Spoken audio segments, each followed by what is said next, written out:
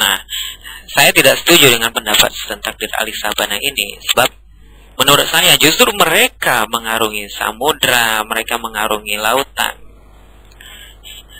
Itu karena justru pada saat mereka itu mengarungi samudra, pada saat mereka itu sedang mendayung sampan-sampan mereka itu, mereka justru menghasilkan sebuah filsafat gitu kan, menghasilkan sebuah filsafat.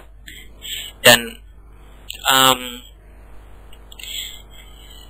makanya di dalam filsafat adat ya, kalau adik misalnya baca hazanah adat di Jawa, di Sunda, pokoknya semua tradisi adat yang ada di Nusantara ini, suku-suku asli, suku-suku etnis di Indonesia ini, mereka pasti punya konsep yang menarik tentang air. Ya, punya konsep yang menarik tentang air. Makanya ada nyanyian gitu ya. Waktu kita masih kecil kita ingat lagu nenek moyangku, orang pelaut gitu ya, kalau saya nggak salah. Nah, itu menunjukkan bahwa memang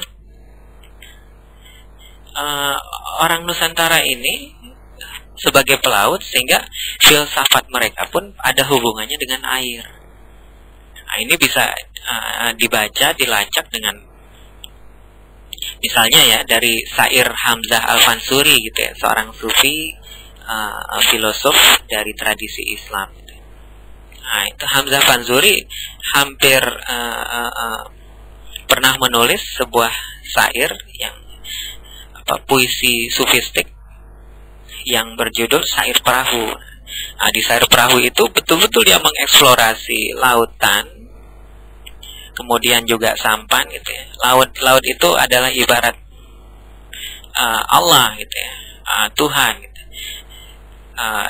Lautan dalam itu ibarat Tuhan, dan menyelam ke dalam laut gitu ya. Nah, itu adalah sama dengan kalau kata orang Jawa, manunggaling kaula Gusti, menyatunya hamba dengan Tuhannya gitu. Program bukan program, maksudnya tradisi yang konsep yang kemudian di tradisi filsafat Islam dikenal dengan konsep wahdatul wujud atau kesatuan wujud, kesatuan eksistensi. Nah, ini kan menarik gitu kan. Kemudian juga filsafat air ini juga bisa dilacak juga dari tradisi-tradisi mitos-mitos air yang ada di suku Kalimantan. Suku Kalimantan itu punya mitos bahwa manusia pertama itu lahir dari karang, dan karang itu tercipta dari laut gitu kan, dari laut. Nah, kemudian karang itu membelah diri, kemudian dari karang itu kemudian keluar manusia, yang nantinya manusia itu adalah manusia pertama. Kita ini, kata orang Kalimantan gitu, kita ini berasal dari manusia pertama yang keluar dari batu karang itu. Kemudian jangan lupa juga bahwa di Jawa Timur itu ada mitos Suro dan Boyo gitu. Nah, ini juga adalah makhluk laut, dua-duanya terutama yang suronya ya, yaitu ikan hiunya itu adalah makhluk laut. Dan masih banyak lagi kalau dilacak dari seluruh legenda-legenda rakyat yang bisa kita baca dari hazanah adat Nusantara, yang semuanya merujuk ke laut, ke air gitu kan. Nah, ini menunjukkan apa? Menurut saya ini justru menunjukkan bukti bahwa pada saat orang-orang Nusantara di zaman poros sejarah itu sedang mengarungi samudra, mengarungi laut gitu, sampai mereka sampai ke Madagaskar, ke Polinesia, ke Kepulauan Paskah, Pulau Easter, kemudian sampai juga ke Hawaii gitu ya. Nah, terus ke New Zealand. Nah, itu mereka semua juga ketika pada dalam waktu yang bersamaan mereka juga merenung.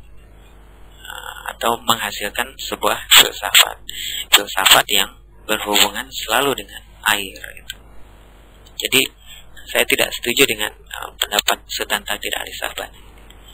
Baiklah, itu cuma pengantar gitu ya. Nah, kemudian apa itu filsafat adat gitu kan? Filsafat adat itu adalah jalan hidup atau cara hidup yang diterapkan oleh suku-suku etnis asli Nusantara. Dan adat ini juga meliputi cara berpikir, cara berperilaku, cara berada, cara berkesenian, cara beragama, terus cara mendidik generasi muda, cara berkebudayaan. Pokoknya intinya adat itu adalah peradaban yang dibangun suku-suku asli. Nah, kalau saya menyebut filsafat adat berarti filsafat yang dibangun dari peradaban yang dibangun oleh suku-suku asli tersebut. Siapa saja filosof aliran adat ini? Filosof aliran adat adalah kaum cerdik pandai, para jenius yang berjiwa luhur. Makanya kita menyebut filosof awal kita itu leluhur. Leluhur itu artinya memang orang-orang yang berjiwa luhur. Nah, mereka ini diberi kemampuan berpikir mendalam untuk menemukan hukum-hukum abadi. Orang Minang tuh menyebutnya alua, hukum-hukum abadi di alam semesta. Mereka menggunakan otak secara maksimal. Mereka mengamat-amati, mengobservasi, lalu menyimpulkan dari pengamatan dan penalaran mereka. Lantas mereka membuat hukum-hukum, the law, the natural law, dengan cara yang sama seperti para ilmuwan di zaman modern menggunakan metode rasional, metode empiris untuk membangun sains. Nah, pada saat hukum-hukum abadi, hukum-hukum kosmik itu telah ditemukan, lantas mereka kemudian menetapkannya, menyebarluaskannya ke masyarakat dan melestarikannya sebagai hukum-hukum alam atau hukum kosmik yang tetap.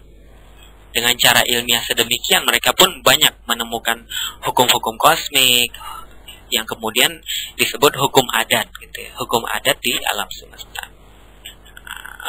Contohnya apa tuh hukum-hukum adat atau hukum kosmik, hukum abadi, hukum yang tetap itu di alam semesta itu seperti apa? Nah, kita bisa lihat beberapa peribahasa Melayu itu menunjukkan hukum-hukum kosmik itu. Contohnya kayak begini. Saya ingat itu kalau peribahasa Melayu ada yang berbunyi kayak gini. Ada teluk timbunan kapal. Adat gunung tempatan kabut.